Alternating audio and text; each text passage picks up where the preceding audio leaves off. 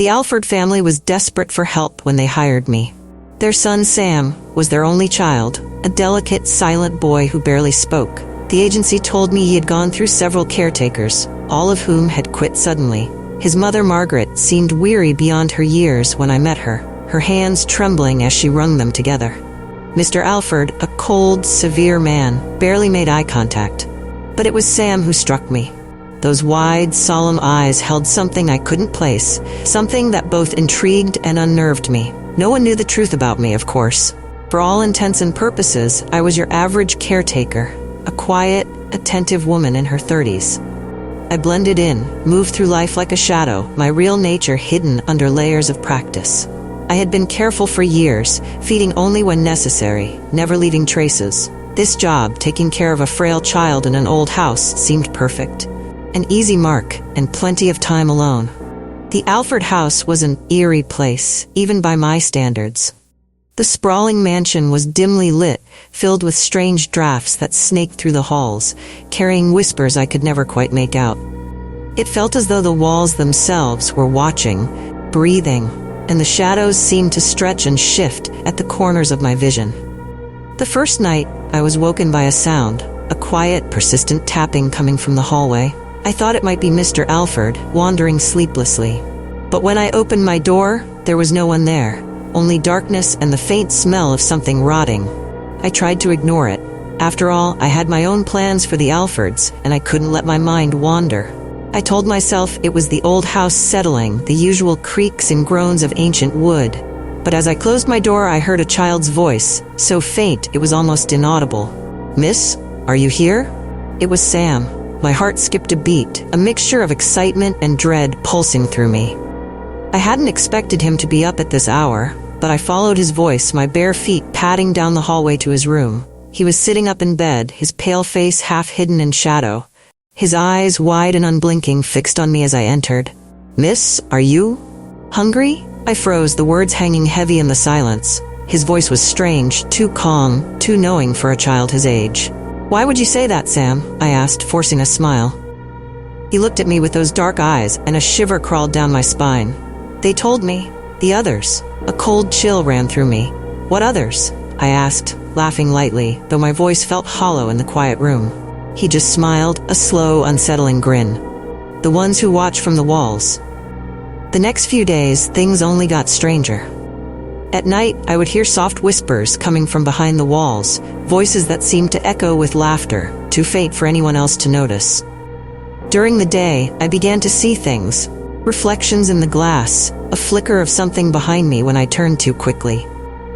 One evening, I found Sam drawing in his room, surrounded by crayons and paper. He didn't look up as I entered, so I leaned over to see what he was working on. My breath caught in my throat. He had drawn faces. Dozens of them, crowded onto the page, all twisted in agony. Eyes wide, mouths open in silent screams.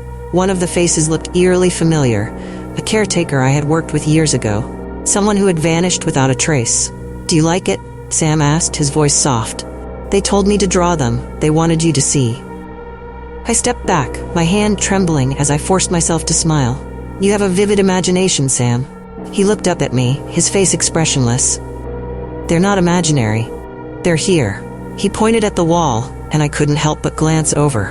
The wallpaper seemed to shift, the patterns writhing as though something was moving beneath. I blinked, and it was gone, but the unease lingered, thick and suffocating. That night, I decided I couldn't wait any longer. The hunger was gnawing at me, and I could feel myself losing control. I needed to feed, needed to taste that sweet, innocent blood that pulsed just beneath Sam's skin. I slipped into his room, my footsteps silent as I approached his bed. He was asleep, his small body curled under the blankets. I leaned in, my mouth watering as I caught the scent of him, warm and inviting. But as I reached out, my hand brushed something cold and sticky. I pulled back, my fingers coated in a dark, viscous substance. The smell hit me immediately, coppery, thick, unmistakable. Blood.